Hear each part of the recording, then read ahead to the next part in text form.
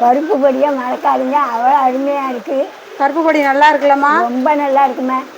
Hi, welcome to Monday food channel. இன்றைக்கி நம்ம சேனலில் ஒரு பருப்பு பொடி ரெசிபி தான் பார்க்க போகிறோம்.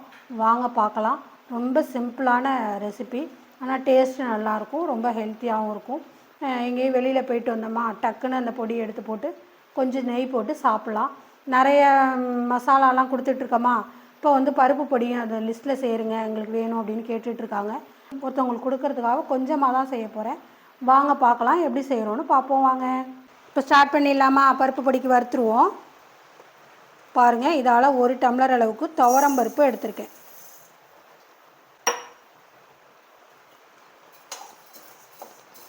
இதை ஒரு வாசம் வர அளவுக்கு பொன்னிறமாக வறுத்து எடுத்துக்கலாம். இப்போ பாருங்கள், கொஞ்சம் பொன்னிறமாக வந்திருக்கா. இந்த நேரத்தில் நம்ம அடுப்பை ஆஃப் பண்ணிவிட்டு பிளேட்டில் மாற்றிக்கலாம். நல்லா ஒரு காஞ்ச பிளேட்டில் மாற்றிக்கலாம். அது மாதிரி பாருங்கள் எந்த அளவுக்கு வறுத்து எடுத்துருக்குறேன்னு. ரொம்பவும் கருக விட்டுறக்கூடாது, அதே நேரத்தில் ரொம்பவும் வெள்ளையாக எடுத்துடக்கூடாது. இந்த அளவுக்கு வறுத்து எடுத்துக்கணும். நம்ம துவையலுக்கெல்லாம் வறுப்போம்ல, அந்த அளவுக்கு இது மாதிரி வறுத்து எடுத்துக்கிட்டோம்னா தான் நம்மளுக்கு நல்லாயிருக்கும்.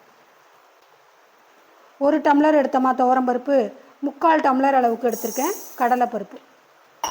இதையும் அதே பக்குவத்தில் வறுத்து எடுத்துக்கலாம். பொன்னிறமாக கலர் சேஞ்ச் ஆகிற வரைக்கும் வறுத்து எடுத்துக்கலாம். மீடியமாக தீயை வச்சுக்கிட்டு நம்ம வறுத்து எடுத்துக்குவோம். நம்ம டைரெக்டாக சாதத்தில் போட்டு நம்ம சாப்பிட்றதுனால அது நல்லா வறுபட்டால் தான் நல்லா வாசமாக இருக்கும். லைட்டாக வறுத்துட்டு நீங்கள் போட்டிங்கனாலும் பச்சை வாடை அடிக்கும் சாதத்தில் சாப்பிடையில். அதனால் ஒரு கோல்டன் ப்ரௌன் கலருக்கு வறுத்து எடுத்துக்கணும், கருக விட்டுறாமல்.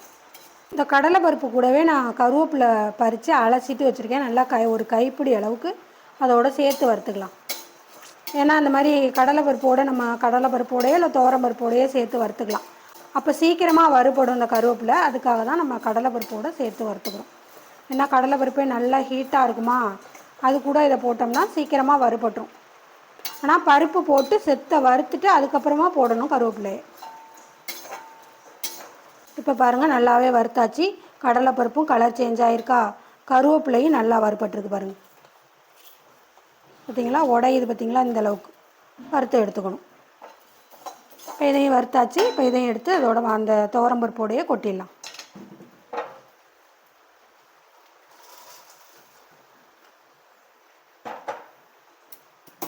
இதுக்கு வந்து பெருங்காயம், இந்த அளவுக்கு பெருங்காயம் போட்டு, கட்டி பெருங்காயம் போட்டு வறுத்து எடுத்துக்குவோம். ஒரு சொட்டு எண்ணெய் விட்டோம்னா போதும். நம்ம தூள் போடுறதை விட இது மாதிரி கட்டி பெருங்காயம் வறுத்து போட்டு அரைச்சிட்டோம்னா நல்ல ஒரு வாசமாக நல்லாயிருக்கும். பெருங்காயம் பொரிஞ்சிக்கிட்டு இருக்கட்டும். இது பாருங்கள், பைத்தம்பருப்பு நான் ஆல்ரெடி வறுத்து வச்சுருக்கேன். முழு பயிர் வாங்கி நம்ம எப்போயுமே வறுத்துட்டு திருவையில் உடச்சி வைப்போமா, கெட்டி உருண்டைக்கு, அப்புறம் வறுத்த பயிரெல்லாம் கேட்பாங்க, அதுக்கெல்லாமே நம்ம வறுத்து உடப்போமா, அந்த பயிரை எடுத்துக்கிட்டேன்னா நல்லா வாசமாக இருக்கும். அதுக்காக நான் அந்த பயிரை எடுத்துக்கிட்டேன். இது வந்து வறுத்தாச்சு. இந்த முழு பயிரை வறுத்து உடச்சிட்டு நம்ம இது மாதிரி போடையில் நல்லா வாசம், அவ்வளோ வாசமாக நல்லாயிருக்கும். துவரம்பருப்பு எடுத்த அளவுக்கே நான் பைத்தம்பருப்பு எடுத்திருக்கேன். நல்ல வாசமாக இருக்கும் சாதத்தில் போட்டு சாப்பிடையில். அதே 1 டம்ளர் எடுத்திருக்கேன். துவரம்பருப்பும் 1 டம்ளர் எடுத்தோம், பைத்தம்பருப்பும் 1 டம்ளர். நீங்கள் முழு பயிர் வறுத்து உடச்சி போடலைன்னா பைத்தம்பருப்பு, நீங்கள் கடையில் உள்ள பைத்தம்பருப்பை கூட நீங்கள் வாங்கி வறுத்து போட்டுக்கலாம். இப்போ பெருங்காயமும் இந்த பாருங்கள் பொரிச்சாச்சு. அதையும் எடுத்து அதோடய வச்சுட்டு எண்ணெயெல்லாம் ஊற்ற வேண்டாம், மிளகாய் வறுத்து எடுத்துக்கலாம். இவ்வளோ மிளகாய் எடுத்து வச்சுருக்கேன் நான். இது பருப்பு பார்த்திங்கன்னா எல்லா பருப்பும் சேர்த்தோம்னா 1 கிலோ அளவுக்கு வந்துடும்.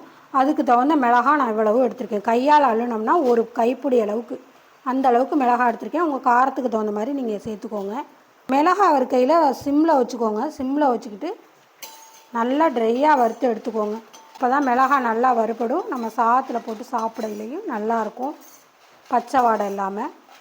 இப்போ மிளகாயும் வறுத்தாச்சு பாருங்கள், இந்த அளவுக்கு வறுத்துட்டோம். இதை உயர ஒரு பிளேட்டில் மாற்றி எடுத்துக்கலாம். இந்த டம்ளரால் தானே எல்லாமே அளந்து எடுத்துக்கிட்டு இருக்கோம். இதே டம்ளரில் 1/2 டம்ளர் பொட்டுக்கடலை எடுத்து வச்சுருக்கேன் பாருங்கள். இது லைட்டாக வறுத்து தான் வச்சுருக்கேன். ஏற்கனவே லைட்டாக வறுத்து தான் வச்சுருக்கேன். நம்ம கெட்டி உருண்டைக்கு வறுத்துட்டு போடுவோம், அதுக்காக வறுத்தனா அந்த பொட்டுக்கடலை தான். நீங்கள் ஒரு வாட்டி லைட்டாக பொட்டுக்கடலையே லேசாக வறுத்தா போதும். இந்த அளவுக்கு வறுத்தா போதும், வறுத்துட்டு போட்டுக்கலாம். ஏன்னா அது ஏற்கனவே வறுத்தது தானே, அதனால் ரொம்ப வறுக்க வேண்டியதில்லை. லைட்டாக வறுத்தா போதும். நான் வறுத்துட்டேன் ஏற்கனவே, அதனால் அப்படியே போட்டுக்கிறேன். 1/2 டம்ளர் பொட்டுக்கடலை போட்டால் போதும். இப்போ பருப்பு எல்லாமே வறுத்து எடுத்துட்டோம். இப்போ மிளகு பாருங்கள், 1 ஸ்பூன் மிளகு இந்த அளவுக்கு வெடித்து வரையில் 1/2 ஸ்பூன் அளவுக்கு ஜீரகம் எடுத்து வச்சுருக்கேன். அதையும் போட்டு அதோட பொரிச்சு விட்டுலாம். நல்லா பொரியுது பாருங்கள். இந்த ஸ்டேஜில் நம்ம எடுத்துடலாம். அதுக்கு மேலே விட்டோம்னா கறியிரும். இந்த மாதிரி பொரியையில் அதையும் எடுத்து இதோட சேர்த்துடலாம். பக்குவமாக வறுத்து எடுத்துக்கணும், கருக விட்டுறாமல். அப்போ தான் அதோட நல்ல சுவை நமக்கு கிடைக்கும். இந்த பருப்புக்கு இவ்வளவு உப்பு எடுத்திருக்கேன். இதையும் இப்போ ஒரு வாட்டி வறுத்துட்டு அதோட சேர்த்துக்கலாம். கரிக்கிற உப்பு, கரிக்காத உப்புன்னு இருக்குது. இது நல்லா கரிக்கிற உப்பு, அதனால தான் நான் கம்மியாகவே சேர்த்துக்கிறேன். நீங்கள் தேவையான அளவு உப்பு போட்டு வறுத்துக்கோங்க. அவ்வளவுதாங்க. எல்லாமே இப்போ வறுத்துட்டோம். எல்லாமே நல்லா ஆறட்டும். ஆறின பிறகு நம்ம பொடி பண்ணிடலாம். இப்போ எல்லாம் நல்லா ஆற வச்சிட்டோம். இப்போ எல்லாத்தையும் கொஞ்சம் கொஞ்சமாக அள்ளி போட்டு கலந்து போட்டு அரைச்சிக்கலாம். இந்த மிளகா எல்லாத்தையும் கலந்து இதில் கொஞ்சம் அதில் கொஞ்சமாக போட்டு அரைச்சோம்னா மிளகாயெல்லாம் நல்லாவே அடிபட்டு போயிடும். இப்போ எல்லாத்தையும் நல்லா பவுடராக அடித்து எடுத்துக்குவோம். இப்போ பொடியை அடித்து எடுத்துட்டோம். ரொம்ப பவுடராக இல்லாமல் கொஞ்சம் கொரகொரப்பாக பாருங்கள், கொஞ்சம் கொரகொரப்பாக இருக்கணும். இந்த நம்ம இட்லி பொடியெல்லாம் செய்வோம்ல, அந்த பக்குவத்துக்கு அடித்து எடுத்துருக்கோம். இப்போ எல்லாத்தையும் கலந்து கொடுத்துக்குவோம். ஏன்னா பேஜாக போட்டு அடித்தோமா, நான் அன்றைக்கி கொஞ்சமாக செஞ்சதுனால மிக்சிலேயே அடிச்சிட்டேன். நிறையா செஞ்சோம்னா நம்ம திருவ மிஷினில் தான் கொண்டு அரைச்சிட்டு வந்துடுவோம். உங்களுக்கும் இந்த பருப்பு பொடி வேணும்னா மேலே தெரிகிற வாட்ஸ்அப் நம்பருக்கு மெசேஜ் பண்ணி வாங்கிக்கோங்க. அப்புறம் திருவ மிஷின்னா என்னென்னு சில பேர் கேட்டுகிட்டே இருக்கீங்க. ஏற்கனவே அதுக்கு நம்ம பெரிய வீடியோ போட்டிருக்கோம். திருவையில் அரைக்கிறதுக்கும் மிஷினில் அரைக்கிறதுக்கும் என்ன வித்தியாசம்னா, மிஷினில் அரைச்சி நம்ம ஆற விட்டு எடுத்துகிட்டு வருவோம். அந்தளவுக்கு அவ்வளோ ஹீட்டாக இருக்கும் எது அரைச்சோன்னாலுமே. திருவையில் அரைக்கையில் அது ஹீட் ஆகாது. நேச்சுரலாக நம்ம திருவ கல் தான் அது. நம்ம வீட்டில் இருக்குல்ல அந்த கல் பெரிய சைஸில் இருக்கும். அப்போ அது பொறுமையாக தான் அரைக்கும். ரொம்ப கடகடன்னு நம்ம இந்த பக்கம் மிளகாய் கொட்டினோன்னா அந்த பக்கம் தூள் வருதில்ல, அந்த மாதிரி வராது. பொறுமையாக தான் அரைச்சி எடுக்கும். அப்போ அது ஹீட் ஆகாது. அதனால அது அந்த தூள் ரொம்ப நாளைக்கு 6 மாதம் ஆனாலும் அந்த கலர் சிகப்பு கலரில் அப்படியே இருக்கும். சுவையும் ரொம்பவே அருமையாக இருக்கும். அம்மியில் அரைச்சி குழம்பு வச்ச மாதிரி அப்படி இருக்கும். அந்த அளவுக்கு இருக்கும் குழம்புத்தூள், மிளகாத்தூள், மல்லித்தூள் எல்லாமே. அதுதாங்க வித்தியாசம். அதுதான் வித்தியாசம். ஏற்கனவே நம்ம திருவ மிஷினெல்லாம் வீடியோ போட்டிருக்கோம். நம்ம வீட்டு குழம்புத்தூள் அப்படிங்கிற வீடியோவில் போட்டிருக்கோம். இது வரைக்கும் பார்க்கலன்னா இன்னொரு நாளைக்கு நான் வீடியோ எடுத்து போடுறேன். ஏன்னா சில பேர் கேட்டுகிட்டே இருக்கீங்க. இந்த சமயத்தில் நம்ம இப்போ எல்லாத்தையும் ஒன்றாவே கலந்து கொடுத்துட்டோம். இப்போ இந்த சமயத்தில் உப்பு பார்த்துக்கலாம்.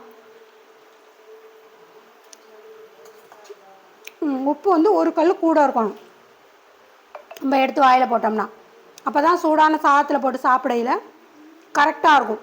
அப்படி உங்களுக்கு உப்பு பத்தலை, சாதத்தில் போட்டு சாப்பிட்டு நீங்கள் உப்பு பத்தலைன்னா கொஞ்சோண்டு பொடி எடுத்து போட்டு உப்பு கொஞ்சோண்டு போட்டு அடித்து மறுபடியும் கலந்து வச்சுக்கலாம். அவ்வளோதான். நீங்களும் இதேமாதிரி ட்ரை பண்ணி பாருங்கள். இப்போ வாங்க டேஸ்ட்டு பார்த்துடலாம். சாப்பிட்டு பார்த்துட்டு சொல்லிடுவோம் டேஸ்ட்டு. நம்ம சாப்பிட்டு பார்த்துட்டு தான் பாக்கெட்டே போடுவோம். என்னம்மா காலையிலே கூட பின்னிட்டு இருக்கீங்களா? ஆமாம்மா, பால் கூட வீணா போயிட்டுலம்மா. ஆமாம், வீட்டுக்கான தேவையெல்லாம் அம்மாவே கூடையெல்லாம் பின்னி வச்சுருப்பாங்க அப்பையிலேருந்தே. ஆமாம், பால் வாங்குற கூட வீணாக போயிடுச்சான். அப்போ அதுக்காக பின்னிட்டு இருக்காங்க. அடி தான் போட்டுக்கிட்டு இருக்காங்க. இப்போ அடி போட்டாச்சு. அடி போட்டு திருப்பிட்டேன். அடி போட்டு திருப்பியாச்சா? ஆமாம். சின்ன கூடை பால் வாங்குறதுக்கு அப்புறம் எங்கே கடைக்கு போனால் கொஞ்சமாக ஜாமான் வாங்கலாம். ஆமாம் ஆமாம். சரிம்மா, அப்படியே வாழ்த்து சொல்லிடலாமா? சொல்லிடுவோம்மா. சிவகுமாருங்கிறவங்களுக்கு சீக்கிரமே கல்யாணம் ஆக போகுதான். அவங்களுக்கு வாழ்த்து சொல்லிடுங்க. சீரும் சிறப்புமா உங்களுக்கு கல்யாணம் ஆகணும். நல்ல குணமான பொண்ணாகவும் இருக்கும். உங்களுக்கு புள்ள குட்டியோட சேமமாக இருக்கணும்னு இந்த பாட்டி மனமாற வாழ்த்துறேன்.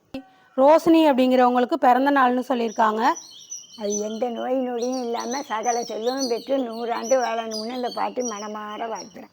நிவேதாங்கிறவங்க மாசமாக இருக்காங்களா, அவங்களுக்கு ஆண் குழந்தை பிறக்கணும்னு வாழ்த்து சொல்லணுமா? நீங்களே எப்போவுமே அதான் சொல்லுவீங்க. அதுக்கு நல்லபடியாக பிரசவமாகணும், ஆண் குழந்தையாக பிறக்கணும், பேரும் புகழுமா 100 ஆண்டு வாழணும்னு நான் அந்த பாட்டி மனமாற வாழ்த்துறேன். விஜயலட்சுமிங்கிறவங்களுக்கு சொந்த வீடு அமையணும்னு சொல்லி ஒரு வாழ்த்து சொல்லிடுங்க. அது நினச்சபடி நல்லதே நடக்கும். நல்லதே நடக்கணும். சொந்த வீடு சீக்கிரம் அமையணும்னு இந்த பாட்டி மனமாற வாழ்த்துறேன். சீரும் சிறப்புமாக இருக்கணும். 100 ஆண்டு புள்ள குட்டிகளோடு வாழணும்.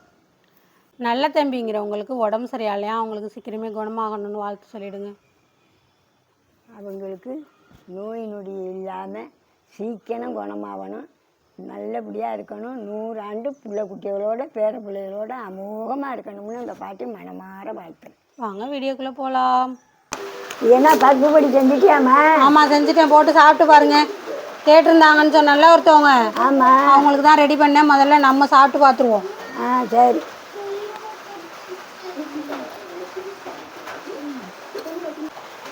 கொஞ்சம் நெய்யை போட்டு சாப்பிட்டு பார்த்தா எப்படி இருக்குன்னு தெரியும். சாப்பிட்டுட்டு உரப்பு உப்பெல்லாம் கரெக்டாக இருக்கான்னு பாருங்கள். இது வந்து ஹாஸ்டலில் இருக்கிற பிள்ளைங்களுக்கெல்லாம் நல்லா உதவியாக இருக்கும். ஒரு சாதத்தை வச்சு இந்த பருப்பு பொடியை போட்டு நல்லா ஹெல்த்தியாகவும் இருக்கும், ஈஸியாகவும் சாப்பிட்டு போயிடுவாங்க. எப்படிமா இருக்குது? உப்பு உரப்பு போதுமா? கரெக்டாக இருக்குது, சூப்பராகவும் இருக்குது. பிள்ளைங்க நல்லாவே சாப்பிடுவோமா. நம்மளுமே எங்கேயுமே வெளியில் போயிட்டு வந்தோம்னா டக்குன்னு இந்த பருப்பு பொடியை போட்டு அழகாக சாப்பிடலாமா. அருமையாக இருக்குது. எல்லாம் நீங்களும் அதுமாரி செஞ்சு சாப்பிடுங்க, பிள்ளைகளுக்கு கொடுங்க. பள்ளிக்கூடத்து பிள்ளைகளுக்கு ஈஸியாக இருக்கும் அது. அப்புறம் இன்றைக்கி என்ன குழம்புன்னா, இன்றைக்கி வந்து தக்காளி ரசம், உருளைக்கிழங்கு வறுவல், பட்டாணி குருமா குழம்பு தான் வச்சுருக்கேன். ஏற்கனவே இந்த வீடியோ போட்டிருக்கோம், இது வரைக்கும் பார்க்கலன்னா ஸ்க்ரீன் எண்டில் கொடுக்குறேன் பாருங்கள். இந்த பட்டாணி குழம்பு இட்லி, தோசை, சப்பாத்தி, சாதத்துக்குமே செம்ம டேஸ்ட்டாக இருக்கும். இன்றைக்கி நான் சாதத்துக்கு தான் வச்சுருக்கேன். எல்லாத்துக்குமே நல்லாயிருக்கும், ரொம்ப அருமையாக இருக்கும். நாங்கள் திரும்ப திரும்ப வைப்போம் அந்த பட்டாணி குழம்பு. நீங்களும் ஒரு தடவை வச்சிங்கன்னா திரும்ப திரும்ப செய்வீங்க. நீங்களும் அதே மாதிரி வச்சு பாருங்கள், ஸ்க்ரீன் எண்டில் கொடுக்குறேன். பருப்பு பொடியாக மறக்காதீங்க, அவ்வளோ அருமையாக இருக்குது. பருப்பு பொடி நல்லா இருக்குல்லம்மா? ரொம்ப நல்லா இருக்குமே. சுட சுட சாதத்துக்கும் பருப்பு பொடிக்கும் செம்ம டேஸ்ட்டாக இருக்குது. அவசரமாக ஒடியாந்தோம்னா அள்ளி சோத்தை வச்சு இதை போட்டு தின்னலாம், அவ்வளோ அருமையாக இருக்குது. நீங்களும் இது மாரி செய்யுங்க. இந்த வீடியோ பிடிச்சா ஒரு லைக் பண்ணுங்க, ஒரு சப்ஸ்கிரைப் பண்ணுங்கள். பாய். அடுத்த வீடியோவில் பார்ப்போம். பருப்பு பொடியாக மறக்காதீங்க, அருமையாக இருக்கு பாப்பா. நல்லா இருக்குல்லம்மா? நல்லா இருக்கு. அப்பா வந்து இப்போ பட்டாணி குழம்பு ரொம்ப பிடிக்குமா, அதை ஊற்றி சாப்பிட்டுட்டு இருக்கோம். பட்டாணி குழம்பு நான் சாப்பிட்டுக்கிட்டு இருக்கேன், ரொம்ப அருமையாக இருக்குது. அதுவும் மழை வர தொடர்ந்து பேஞ்சிக்கிட்டே இருக்கு, நல்லா சூடாக இருக்குது. நான் சாப்பிட சொன்னேன், நானும் சாப்பிட்டுக்கிட்டு இருக்கேன். நான் இப்போ இந்த பருப்பு பொடி அருமையாக இருக்குது. பாய்.